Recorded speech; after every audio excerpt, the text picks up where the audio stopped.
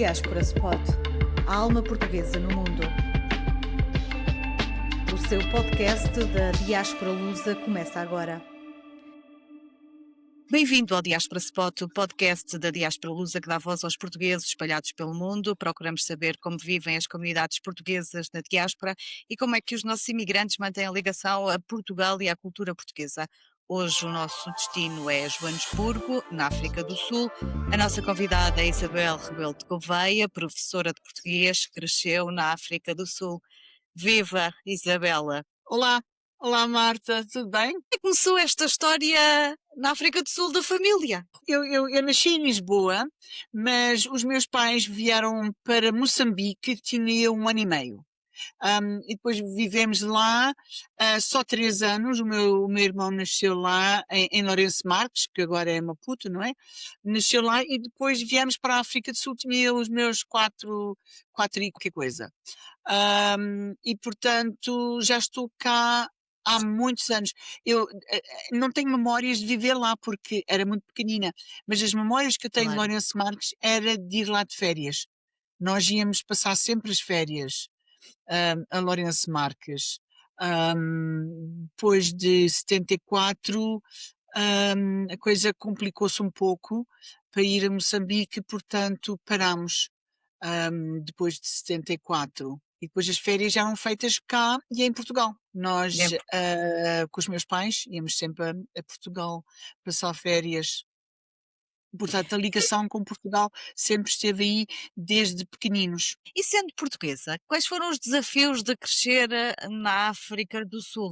Portanto, nós vivemos em Bobaton, que é um sítio muito pequenino, muito perto da fronteira com Moçambique. Ahm, Aí não houve assim grande complicação, não é? Éramos pequenos e depois o meu pai foi para Woerden, que era uma vila pequenina, que era predominantemente africana. Aí também, quer dizer, quando nós éramos miúdos, a pessoa não tinha assim grandes problemas, porque eu aprendi as 3 línguas quando era criança. É a melhor altura para uma pessoa aprender línguas é quando é pequenino, não é? Portanto, antes dos 9 anos eu aprendi as 3 línguas. Depois, quando viemos para Joanesburgo, tinha eu os meus 12 anos, aí as coisas já eram um pouco diferentes, porque aqui em Joanesburgo havia uma grande comunidade de portugueses na altura. Agora, depois das eleições de 94, muitos foram para Portugal. E os mais velhos faleceram ou reformaram-se, os mais novos foram para Portugal ou para outros países, e portanto a comunidade aqui, a comunidade lusa na África do Sul está muito reduzida. Nessa altura eles falavam em 500 mil portugueses. Agora já não é. Agora eles falam entre os 200 e 400 mil. E, portanto, é difícil saber quem é português, quem é luso-descendente, é difícil. Estão agora a fazer um inquérito, as várias associações, e vai ser interessante ver o resultado desse inquérito, porque há muitos que têm um passaporte português que nem bom dia sabem dizer, não é? Portanto, têm um passaporte por razões práticas, não é? E Em relação a estes desafios, sempre se sentiu integrada ou sentiu-se, enfim, se me permite, diferente por ser portuguesa? Portanto, quando era pequenina, não senti nada. Eu falava a língua e não havia problema. Mas aqui em Joanesburgo já era diferente. Aqui em Joanesburgo, já havia pessoas, miúdos assim da nossa idade, que achavam que ser português era assim uma coisa, evitavam dizer que eram portugueses. E nós que íamos para a escola portuguesa à tarde, odiávamos aquilo. Porque não podíamos jogar desporto. Os nossos colegas sul-africanos jogavam desporto à tarde e nós éramos obrigados pelos pais, não é? Para ir para a escola portuguesa à tarde, porque o português não era integrado na altura, e portanto Uhum. nós tínhamos que ir à tarde fazer aquelas aulinhas todas extras que nós detestávamos, e portanto havia aí muitos miúdos que lá fora não diziam que eram portugueses. Portanto, tinham assim um sentido, um complexo de inferioridade. Não digo que seja toda a gente, não é? Claro. Mas muitos tinham. E, portanto, quando eu fui para a universidade, decidi, estudar português também, lá, e, portanto, o orgulho saiu mais ao de cima quando eu já era assim de idade da universidade. Mais Hum, velha. e, por- portanto, eu para mim, esse orgulho foi crescendo, não é? Com o tempo. E também, como digo, os meus pais mantiveram sempre o contacto com Portugal, porque quem veio aqui para a África do Sul foi só os meus pais. Nós não Uhum. temos mais ninguém cá que seja da nossa família. Portanto, ou estão no Brasil ou em Portugal, não é? E, portanto, mantivemos sempre o contacto com a família. Eu e o meu irmão éramos obrigados a escrever cartas, na altura das cartas, né? Era Escrevemos cartas para os meus tios, para os meus primos, e, portanto, mantivemos sempre esse contacto. Há muitas famílias cá que nunca tiveram esse contacto. Por várias razões, não mantiveram esse contacto, não é? Hum, portanto, esse contacto depende muito dos pais. claro. Ou querem manter ou não. Ou podem ou não, não é? E de que forma é que o português, e fala perfeitamente português, tem um português, aliás, é professora de português, portanto não, não poderia ser de outra maneira. Mas como é que a identidade esteve presente na família, além dessas cartas que escrevia aos tios? Portanto, nós íamos a Portugal todos os anos. ah, Aqui naquelas cidadezinhas pequeninas onde vivemos, não havia nada de nada português. Nem lojas, nenhuma referência portuguesa, nada. Mas aqui em Joanesburgo já havia lojas e continua a haver, onde a pessoa pode ir comprar produtos portugueses. Do bacalhau às azeitonas, aos termossos, essas coisas todas existe cá. E muitos clubes portugueses aqui na área de Joanesburgo, de Pretória, na- nas cidades pequeninas onde vivemos, não havia nenhum clube português. Aliás, às vezes havia só 2 ou 3 famílias portuguesas, mais nada. Mas aqui havia um bairro aqui em Joanesburgo, o nome era Little Portugal. Little Portugal, porque viviam ali imensos portugueses. Agora não, mas esse Little Portugal era aqui em Joanesburgo. Agora, no Cabo, não sei. E, portanto, aqui em Portugal, aqui em Joanesburgo, tanto havia clubes para todos os portugueses, como havia um clube, e ainda continua, que é a Casa da Madeira, onde atrai não só madeirenses, mas agora também muitos portugueses, que, portanto, há sempre lá festas e reais e coisas assim. E os clubes de antes eram enormes. De antes os rapazes jogavam hóquei em patins e vinham cá, portanto, antes de 74, vinham Hum. cá hum, atletas portugueses jogar hóquei em patins aqui com os rapazes aqui de Joanesburgo. Agora nem sei se ainda continua o hóquei em patins. E portanto nós íamos muito a esses clubes para ver os rapazes jogarem E hóquei como em é que patins. nestes clubes se vivia? Havia sempre a comida portuguesa? Sim, Celebravam-se, sim, algumas festividades, algumas datas relacionadas com Portugal e a sua sim. cultura? Até o carnaval festejavam.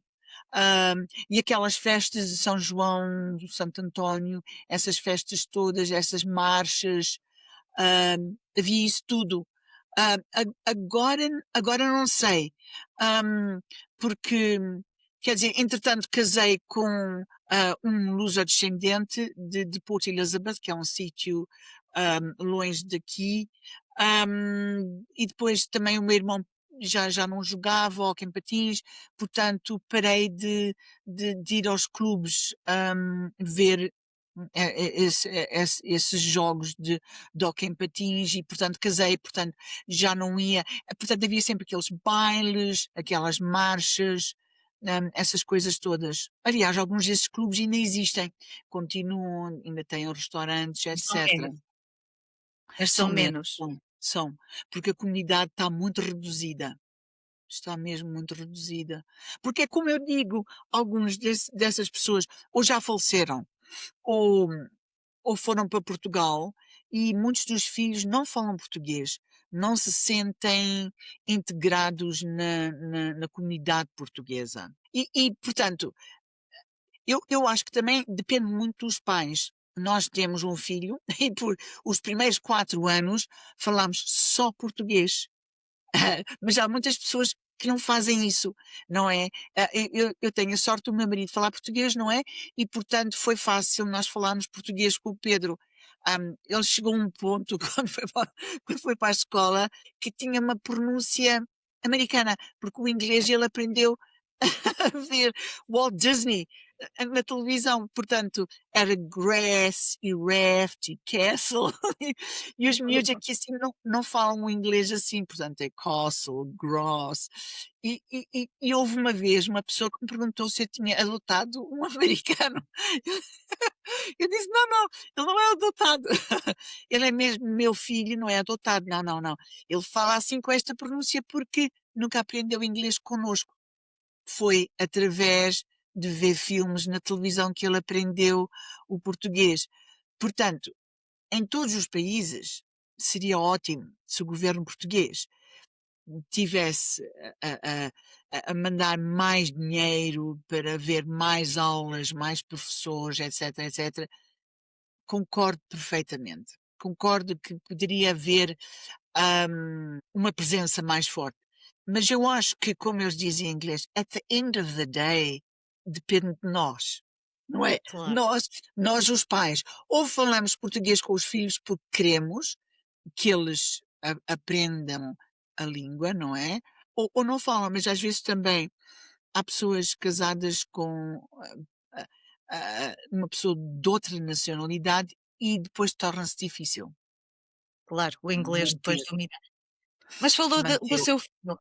E hoje, qual é, só por curiosidade, qual é a relação do seu filho com a cultura portuguesa? Interessante, ele agora, ele agora, ele agora trabalha, trabalha em Londres, trabalha no Google em Londres, mas ainda no outro dia ele disse que estava a ler uns artigos em português para não se esquecer do português, porque quer dizer, ele aqui assim falava português connosco, né, com a avó, mas agora em Londres é diferente, não é? A mulher também é sul-africana, mas tem um pai grego e uma mãe inglesa, portanto, o que eles falam em casa é o inglês. Claro. E, portanto, o português está assim um bocado de parte, e eu achei engraçado ele dizer que estava a ler uns artigos em português para não esquecer, para não esquecer a língua. Yeah. O que diz da Isabela? Sente-se, cresceu aí, mas como é que sente-se mais portuguesa ou mais sul-africana? Eu sinto-me muito portuguesa. Eu estou perfeitamente integrada no ambiente sul-africano, tanto no inglês como em africano. Para mim, ah, houve uma vez um episódio interessante que o Pedro, como falávamos só com ele em português, eu estava a dar umas aulas part-time numa escola, e ele gritava que se matava, não queria lá ficar na creche. Gritava que se matava. E eu pensei assim, bem, é melhor eu levar a empregada que eu tenho, porque ele está habituado a ela, e pronto, ela fica com ele durante as horas que eu dou ali dar umas aulas, e houve um episódio interessante que eu vi que uma das senhoras que estavam ali na creche disse assim: tu falaste agora 3 línguas para 3 pessoas, porque eu estava a falar português com o Pedro, que era pequenino, tinha 2 anos, estava a falar africano com a empregada, e depois com as senhoras da escola falei inglês. E para mim foi natural porque cada pessoa tinha uma língua diferente, não é? Portanto, eu sinto-me à vontade em qualquer um dos 3 contextos. Hum, Mas se me perguntar qual prefere a identidade portuguesa ou sofrer, sem dúvida portuguesa, sem dúvida. A Isabel acabou por depois ir para a universidade, estudar português. Porquê? Porquê seguir esta via do ensino da língua portuguesa? Quando fui para a universidade, eu disse à minha mãe: Olha, eu vou estudar francês e alemão, não sei o quê. E ela dizia assim: Olha, é melhor, mas é estudar o português para falar isso em condições. E eu fui lá ah, pela opinião dela e gostei. Portanto, gostei, porque quando nós éramos miúdos e andávamos na escola, não estudávamos literatura, nem história, nem nada disso, era só mesmo língua. E na universidade era diferente. E assim nós já começámos a ler a literatura portuguesa, a estudar a história, e como eu disse há bocado, o orgulho começou a crescer, não é? E depois tive a sorte de, quando acabei o curso de português, ofereceram-me lugar na universidade para ensinar o primeiro ano, portanto, os principiantes, os estrangeiros. Hum, e pronto, eu aceitei e fiquei lá uns 14 anos. Mas nos anos 90, o governo achou que os pequenos departamentos não traziam dinheiro suficiente para a universidade, não é? Portanto, Hum. era assim, a engenharia e esses departamentos que traziam mais dinheiro para a universidade, não é? E começaram a fechar os pequenos departamentos. Portanto, fecharam português, fecharam grego, fecharam russo, hum, e depois os outros departamentos de francês, de alemão, reduziram o número de leitores. E, portanto, foi só aí que o Instituto Camões veio, depois do departamento fechar, é que o Instituto Camões veio, portanto, depois de 94. E eu aí assim comecei a dar aulas part-time e também a participar em workshops e trabalho de interpretação para Public Services International, porque eles trabalhavam na África Austral e, portanto, precisavam de alguém em Moçambique e Angola que nos workshops e nas conferências pudesse servir de intérprete e fazer coisas, formação, etc., em português. Portanto, eu fiz esse trabalho assim tudo part-time e depois acabei outra vez por começar com o Instituto Camões a dar aulas outra vez, tudo part-time em português, mas em 22 a universidade fez 100 anos e eu pensei assim, bem, eles fizeram 100 anos, eu já estou aqui há 40 e qualquer coisa, eu vou, eu vou-me embora. E, portanto, a dezembro de 22, decidi ficar em casa e só ensinar online, porque há muita procura, há muitas Era que eu pessoas queria que. pedir, antes de fazer essa pergunta, voltando um bocadinho atrás e esta questão de ter aprendido e ter feito e se ter licenciado em língua portuguesa, foi também esse contacto com a cultura, com a literatura, que lhe fez crescer esse orgulho de ser portuguesa? Sim, sim. Eu quando andava, ainda, nos primeiros anos da universidade, eu estava a estudar afrikaans, a língua africana, e eu lembro-me de haver professores que, durante a aula, mencionavam Camões e Fernando Pessoa. E eu disse assim: "Que interessante". Eles que são africanos, que não sabem uma única palavra de português, portanto, eles liam Fernando Pessoa, que esteve cá uns anos também em Durban, não é? Na África do Sul, Uhum. andou aqui na escola.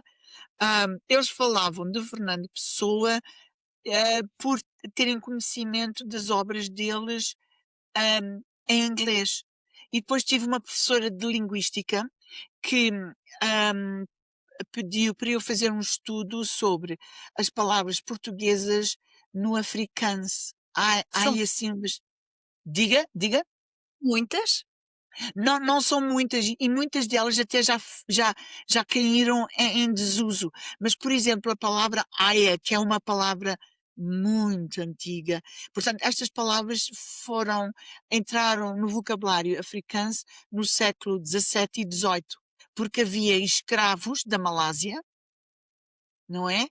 E também os marinheiros que paravam ali assim no cabo, que faziam aquele comércio das especiarias que traziam da Índia, etc. Portanto, essas palavras de especiarias, plantas, etc., etc., entrou no africano.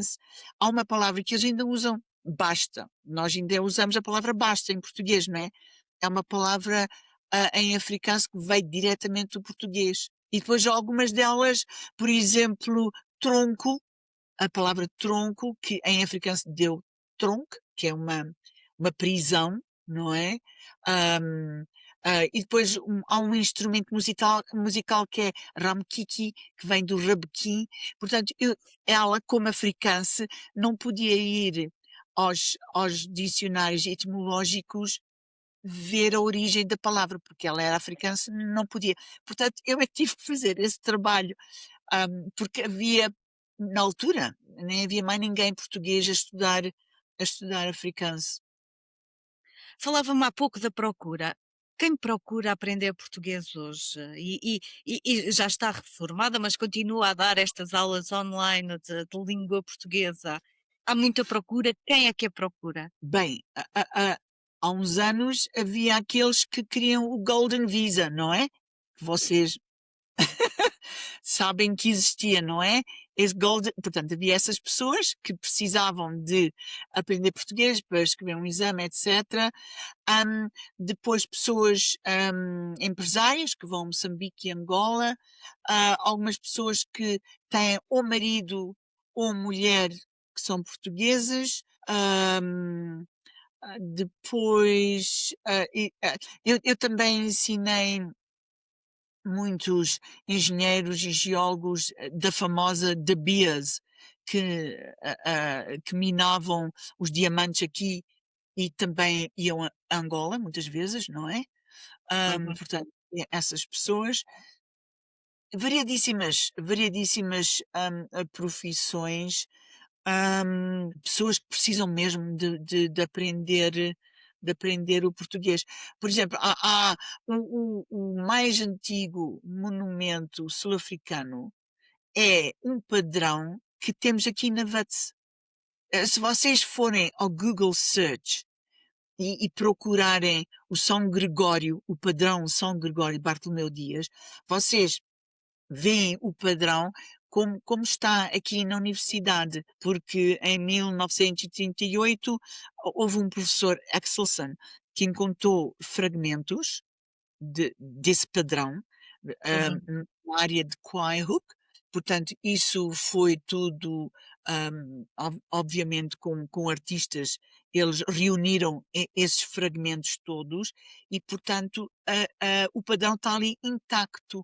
Se, portanto, depois desta entrevista, se a Marta for ao Google Search, vai encontrar ali e esse é o mais antigo monumento sul-africano, daqui da África do Sul. E há muita presença, já que fala desse padrão, haverá os restaurantes e as comunidades, outras referências que se podem encontrar a Portugal e esta relação África do Sul-Portugal?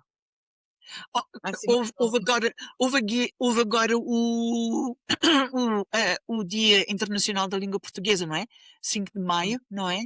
Ahm, e aqui na Universidade, da Universidade de Wits também, o Instituto Camões e a Embaixada organizaram um seminário académico com duas professoras que foram falar precisamente sobre o tema de Camões, Rereading Camões. Portanto, interessante, portanto, o Camões ainda continua aqui assim, especialmente na área académica. As duas professoras catedráticas, obviamente que leram Camões e estudam Camões usando o inglês, as versões inglesas. Mas muito interessante como uma delas estava a falar sobre a figura de Adamastor, que ainda aparece na literatura africana, que até para muitos portugueses Adamastor não lhes diz absolutamente nada, não é? Não é? Ah, mas mas é fascinante como essa figura, tem lugar em literatura africana, não é? Hã, e depois, como a Marta dizia, os restaurantes, as lojas onde as pessoas vão comprar, hã, produtos portugueses, depois, houve sempre também houve agora foi em 2023, não é, quando foi, a Jornada Mundial da Juventude, aí Certo. em Sim, Portugal, não é? Foi sim, 23, sim. não foi? Hum, Portanto, muitos sul-africanos foram a essa jornada, hum, e muitos que não conseguiram ir por várias razões, sabem da jornada, têm conhecimento dela, viram, quer dizer, vídeos na televisão, etc. Hum, Portanto, há assim essas ligações com Portugal e com os portugueses. E depois há muitos que vão lá de férias, não é? É sempre bom vir de férias a Portugal. Exato, exato, Isso, exato. como é que definiria Portugalidade? Para mim, Portugal é um país pequenino, não é? Nós sabemos que, por exemplo, aqui em Joanesburgo nós temos 7 milhões de pessoas.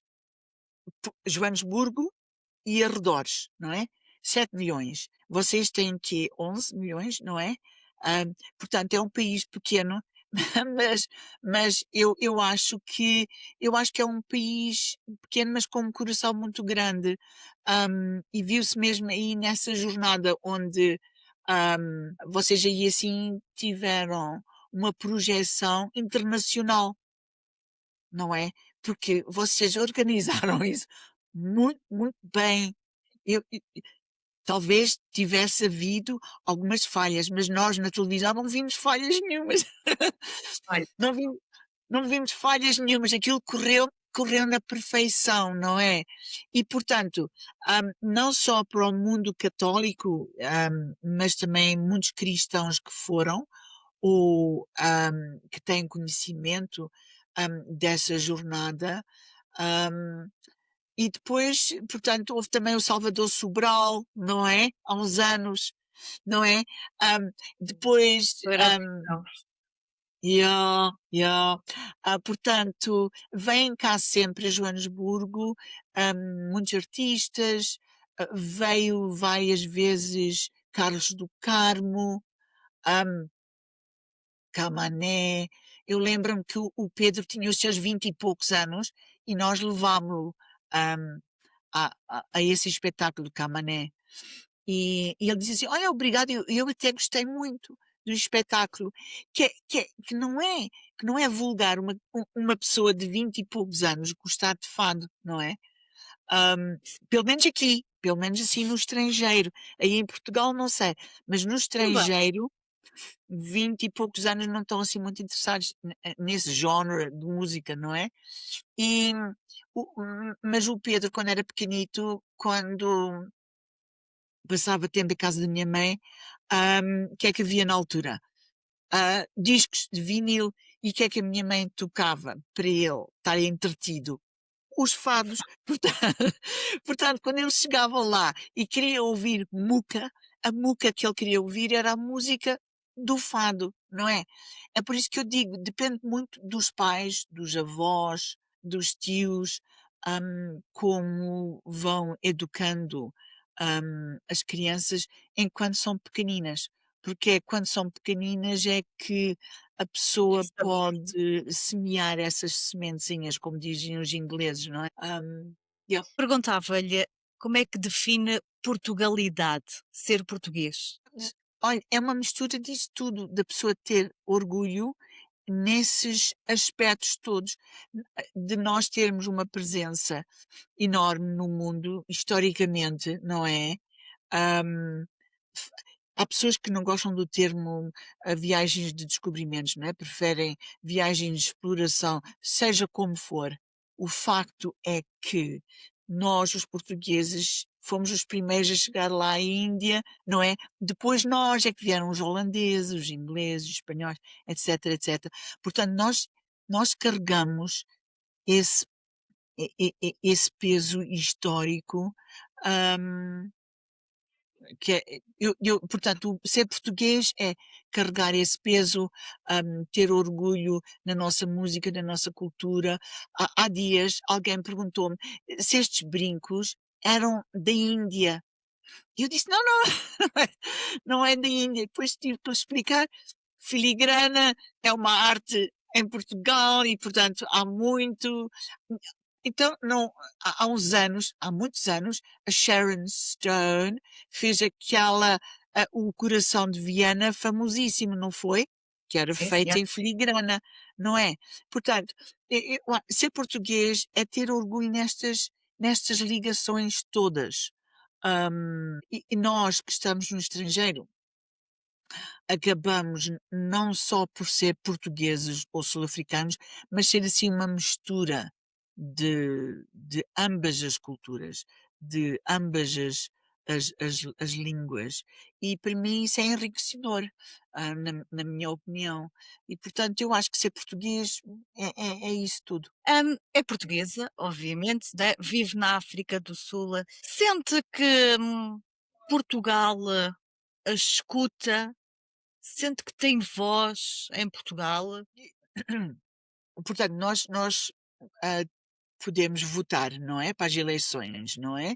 Hum, E vocês também têm vários programas onde focam as várias comunidades ou as várias personalidades nos vários países, espalhados, pelo mundo, e portanto vê-se esse interesse por parte de Portugal. Mas como digo, quer dizer, podiam sempre fazer mais. Por exemplo, nós temos aqui umas cidades pequeninas perto de Joanesburgo, talvez uns 50 quilómetros daqui, onde para uma pessoa que esteja aqui, que seja leitor de Camões, por exemplo, para ir de Joanesburgo 50 e tal quilómetros, dar aulas e depois dar às vezes aulas à noite e depois voltar à noite. É muito perigoso fazer isso aqui, É não é? desesperador. Viajar à noite. Porque é longe ainda. Essa, essas cidadezinhas, eu estou a pensar em Vereeniging, Vanderbijl Park, esses sítiozinhos assim um bocadinho mais longe de Joanesburgo. Se houvesse dinheiro, essa pessoa poderia viver lá e dar até mais aulas durante a semana, à tarde e à noite, não é? E, portanto, eu acho que não há dinheiro para isso. Portanto, poderia haver sempre mais dinheiro, porque há pessoas nesses sítios pequenos, que precisam de professores. Portanto, eu acho que o Instituto Camões tem mais professores em Joanesburgo, Pretória e Cidade do Cabo. Mas esses sítiozinhos pequeninos, não é mesmo possível eles mandarem um professor daqui para dar aulas ali, porque as distâncias são muito longas. Isabel, uma última pergunta. Alguma vez pensou ou pensa mudar-se para Portugal? Sim, sim, eu estou à espera. Estou Hum. à espera que o meu eu estou à espera que o meu marido, se decida, porque ele trabalha em 2 clínicas psiquiátricas e quando ele decidir que pronto, ok, vou-me reformar, de certeza que iremos para lá. Então tendo o filho ali logo em Londres, que é pertinho, não é? Portanto, é essa a minha intenção, sim, de um dia a regressar, sim. Alguma cidade em especial ou Lisboa? Os meus os meus pais tinham casa na Mielhada, portanto, seria para lá, sim. É uma possibilidade que está à espera, não é, Isabel? Sim, sim, ansiosamente. Obrigada, Ansio Isabela, por esta viagem até Joanesburgo e África do Sul. O Diaspora Spot regressa na próxima semana à procura Obrigada. da alma portuguesa num mundo e num novo destino.